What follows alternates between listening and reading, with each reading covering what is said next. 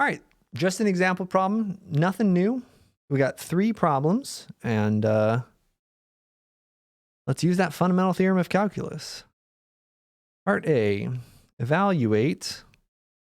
Oh no, somebody bit off the bottom part of my E. Evaluate. Oh, it still kind of sounds like evaluate with an F. Evaluate the following. Integral from -2 to 2 of t squared minus 4 dt. We can actually do this using 1.1 and 1.2. We can write this as a Riemann sum. We can use some simplification. We can calculate the area for n rectangles using the formula for the sum of I squared. And then we can take the limit as n goes to infinity. So you already know how to do this, but let's do it a little bit more quickly. All right, so this is our f, right? And if we can find an antiderivative, if we can find this f prime, then our answer is just going to be, sorry, not f prime, our capital F. Then all we have to do is this by the fundamental theorem of calculus.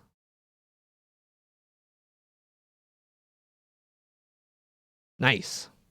Much easier than that limit of Riemann sums. So how do we undo this derivative? How do we find, the derivative of what equals x squared minus 4? And again, for here, you can use any variable as long as you're consistent. So we'll take the antiderivative using the power rule. We'll add a power and divide by that power. Again, dividing by 3 is the same as multiplying by 1/3. And then something, and then plus c. Well, the derivative of what is 4? You can actually technically use the power rule for here too. Think of the power as 0, or x to the 0th. Because x to the 0th is 1, so this is still just minus 4. So if we add a power here, it becomes a 1, and if we divide by 1, well, that doesn't change. So really, it's 4x. And that also makes sense because the derivative of 4x is just 4. Great, so that's our antiderivative. So what have we got here? Well, we have evaluate this at 2.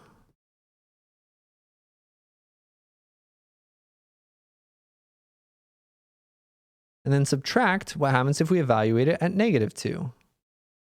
Be 1/3 times -2 cubed minus 4 times -2 plus c.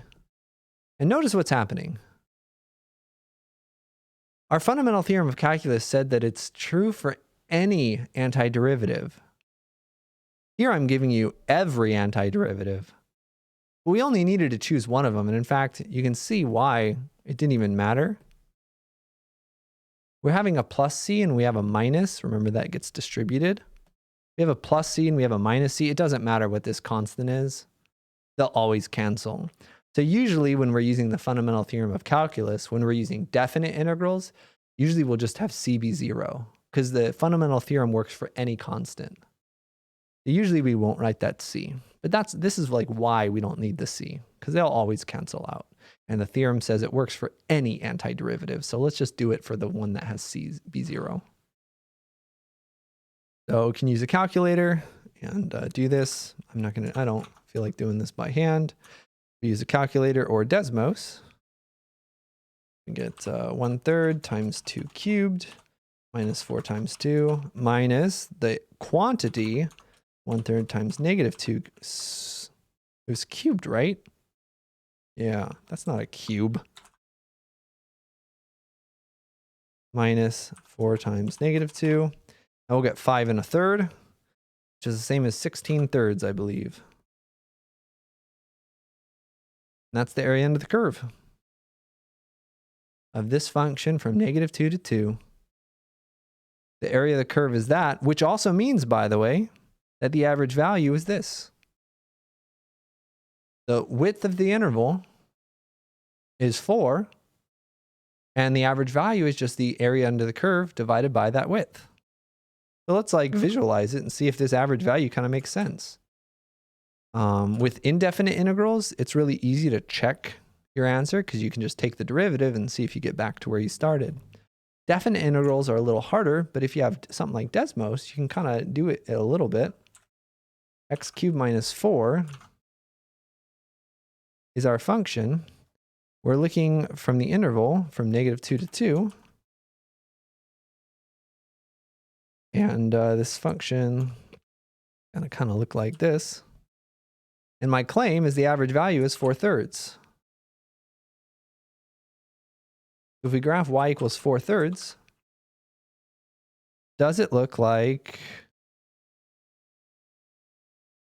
oh, does it look like 4/3 is the average value here? No, it doesn't.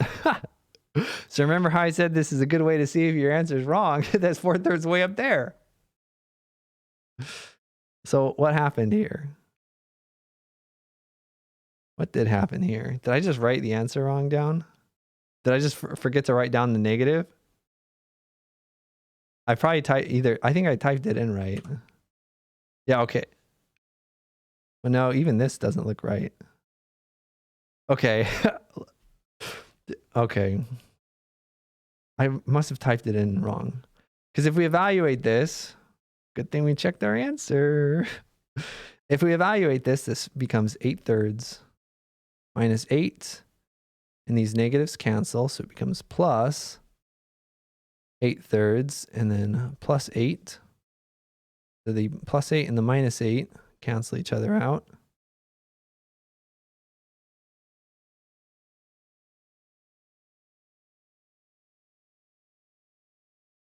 Wait.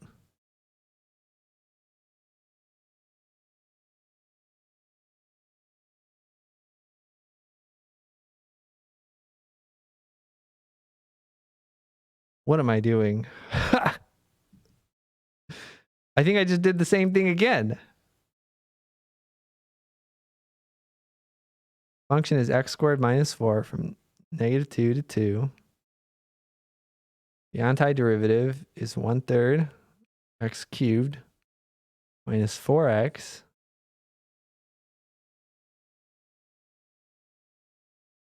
Yeah, this is the 16/3, but the 16/3 is not the right answer because this should be negative. I should have a negative answer.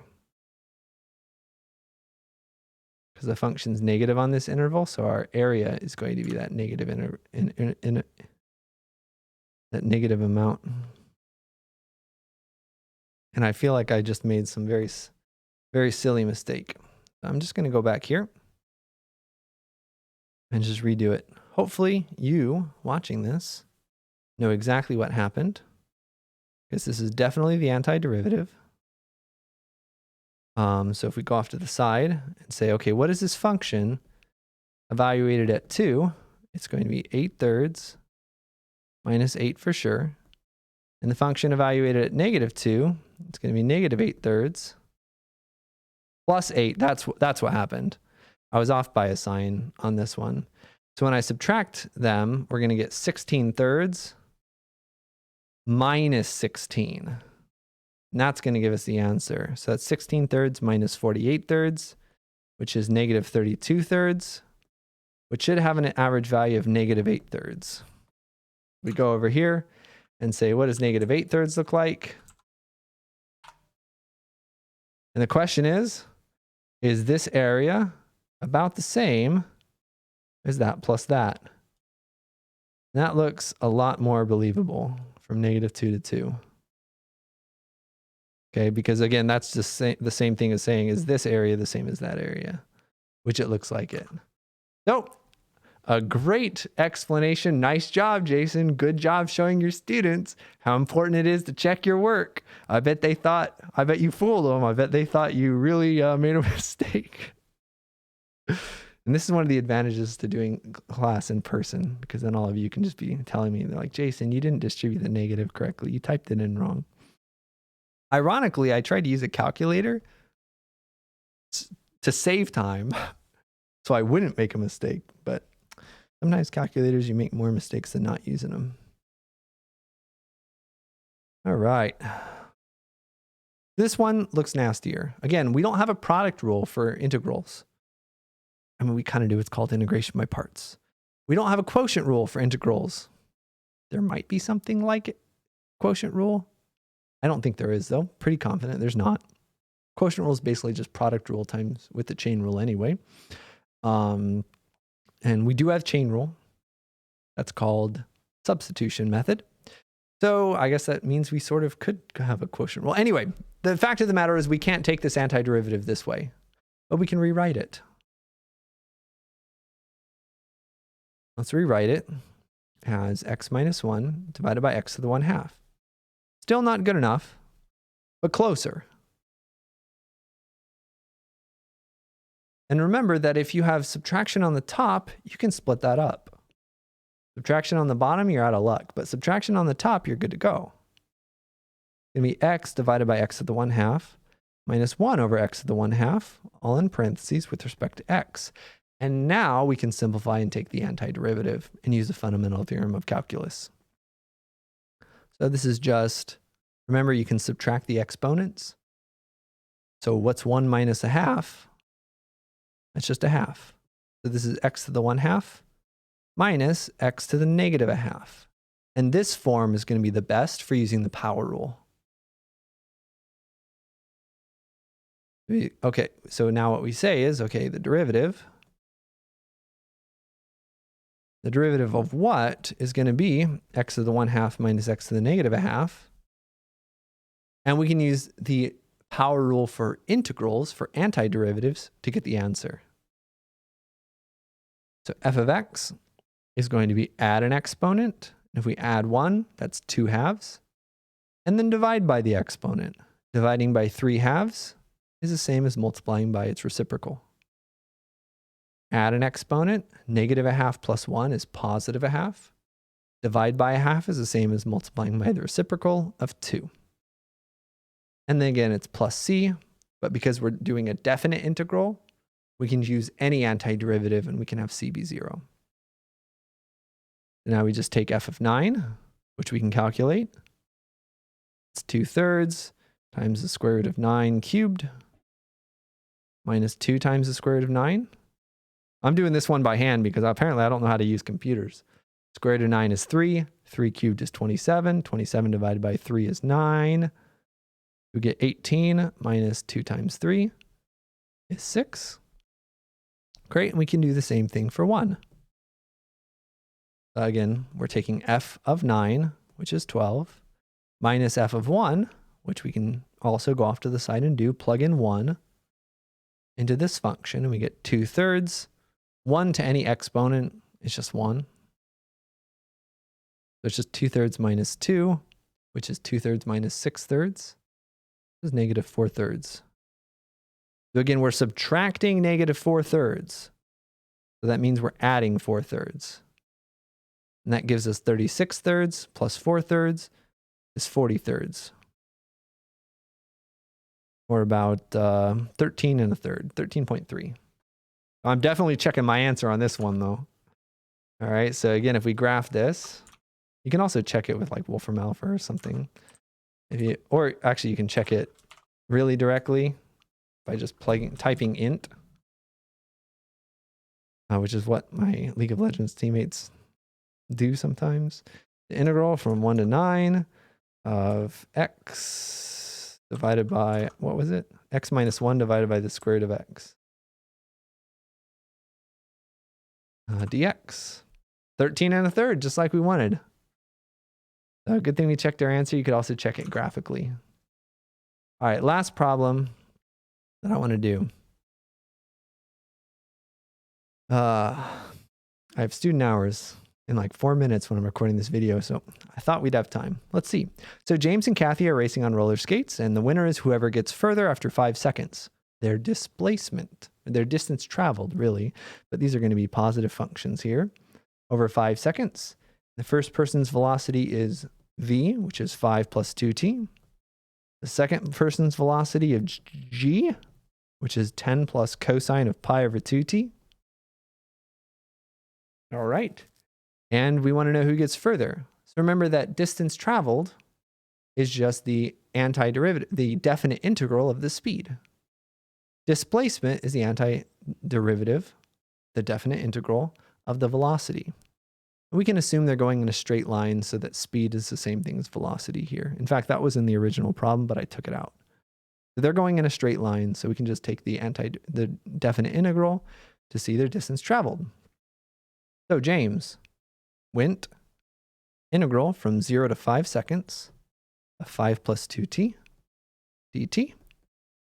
And Kathy went integral from 0 to 5 of 10 plus cosine of pi over 2. Oh, sorry. Pi over 2t, that's important. dt. See which one's bigger? And we get the right answer. So we're going to go through this quickly so I can not be late to answering your questions on Zoom. And get the antiderivative. You also should introduce this notation that I haven't introduced yet. You can also take the antiderivative directly. The antiderivative is going to be 5t plus t squared, and then write it like this. This is another way of saying plug in 5, plug in 0, and subtract it. It's just the notation here. This just means plug in 5, so 5 times 5 plus 5 squared. Plug in 0 and subtract them. Almost forgot to introduce that notation. It is useful. So that's 25 plus 25 minus 0. That's 50. 50 units. Doesn't matter whether it's meters or feet. What matters is how does it compare to Kathy's. So her antiderivative is going to be 10t plus the antiderivative of cosine, you can find this on your table, is sine. Because the derivative of sine is cosine. But be very careful because this is not the answer. It's very close to the answer, but it's not quite. We're essentially going to have to do like the backwards of the chain rule. We'll talk about a way to formalize this and make it a little bit more straightforward for where this comes from in 1.5. The short answer is we have to divide by 2 over pi. To see why we have to divide by 2 over pi, check your answer. Take the derivative of this guy, and with the 2 over pi, it's going to work out. Without the 2 over pi, it won't. So you could do a longer process to discover that. So plug in 5. We'll get 50 plus 2 over pi, sine of 5 pi over 2. And plug in 0 and subtract. 0 plus the sine of 0.